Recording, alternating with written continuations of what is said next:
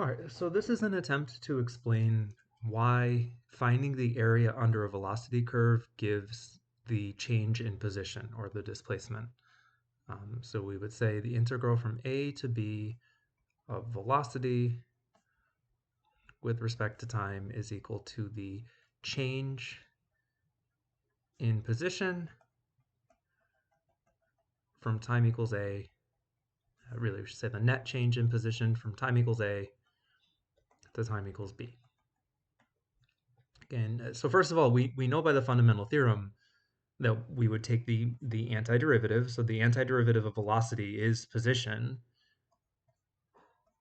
but then we plug in our bounds. And so, just by going by the fundamental theorem, we can see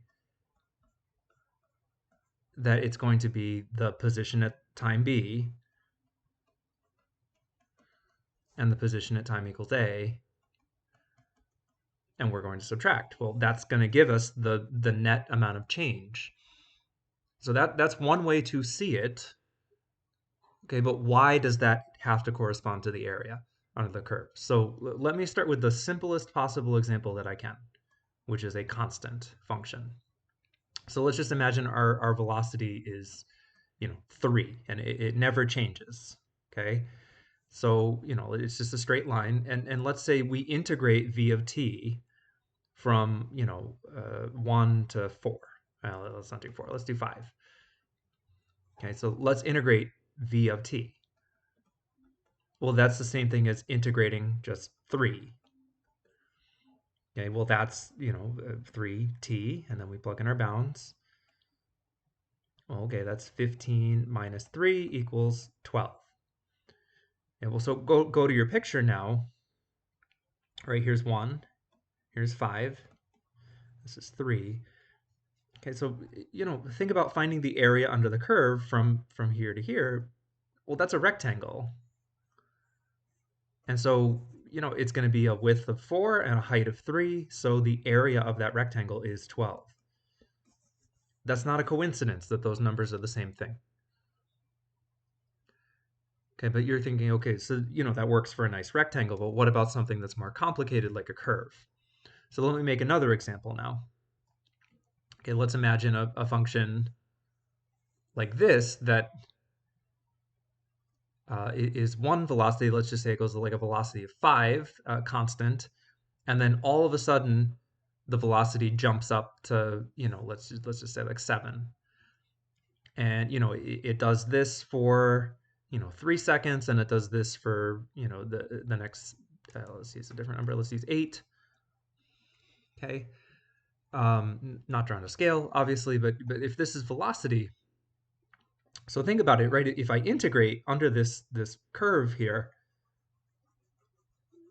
I would be getting this area, and then all of a sudden it would jump up to here, so I'd be getting this area. If I was to integrate v of t from 0 to 8, I would be finding this area. And think about it, right? That this is constant. So I could break this up into 2 integrals if I really wanted to.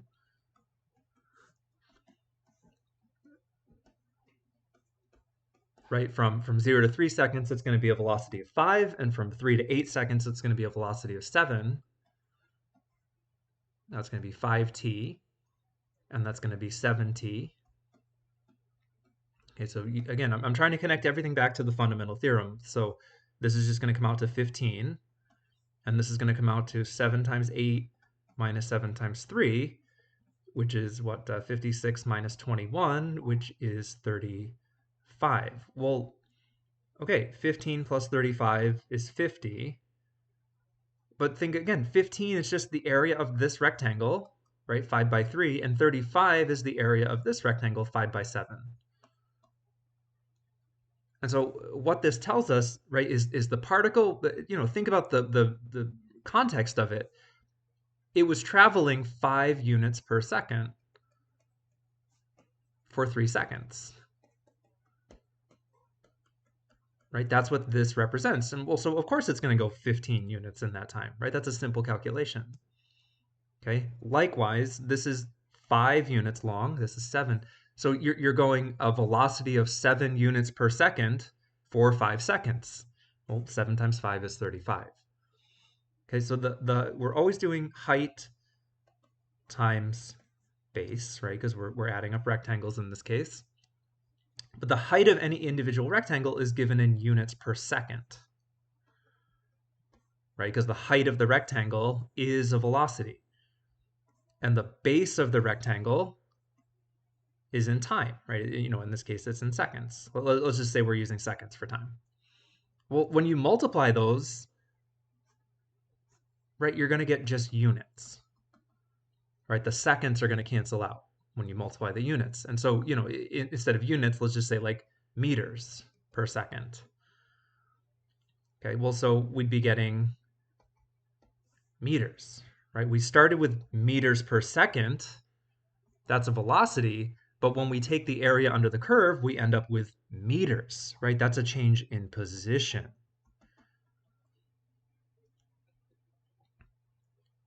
So now let's take this to a more complicated example, right? What if it is a curve? Let's say your velocity looks like this. Now, we don't have to get specific with numbers here, but ideally you'd want to take the area under this curve. But let's say you don't know about integration yet, and the best you can do is make some rectangles. Okay, so let's say you make 3 rectangles here. Well, now we've already seen, right, when the nice functions, when they're just flat like this, right, these rectangles correspond to that displacement. And we know that that's true because we're doing base times height, and we're getting meters as the unit when that happens. So now the area of these rectangles, that's not going to give us the actual answer, but it will get close, right? It will be an approximation that will be close to the right answer. And so each of these is going to be the displacement over that interval. If you find the area of the rectangle, is going to tell you meters per second, right, is the height, times some number of seconds is the base. Well, how do we make it better? Let's draw more rectangles, right? And so instead of 3 rectangles, let's draw like 10 rectangles. Now, that's not going to give us the right answer, but it's going to get even closer than just drawing 3. And now, right, we're still finding displacement. We're just doing it over smaller and smaller intervals. Now, eventually, what you would do is you would let the number of rectangles go to infinity. Now, we didn't take the time to prove it this year just due to the interest of time.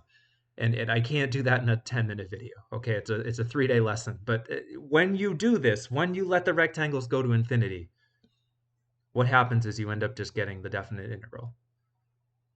Okay, so this is why finding area under a velocity curve gives displacement. Okay, we can understand it for something very simple, a constant function.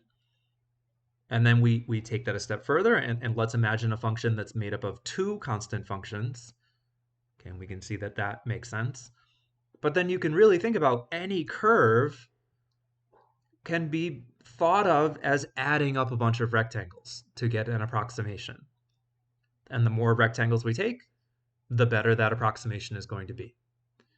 And if you allow those rectangles to go to infinity, it ends up equaling the definite integral.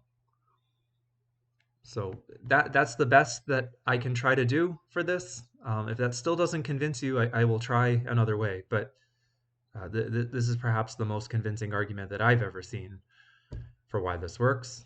But if you have any further questions, please just let me know.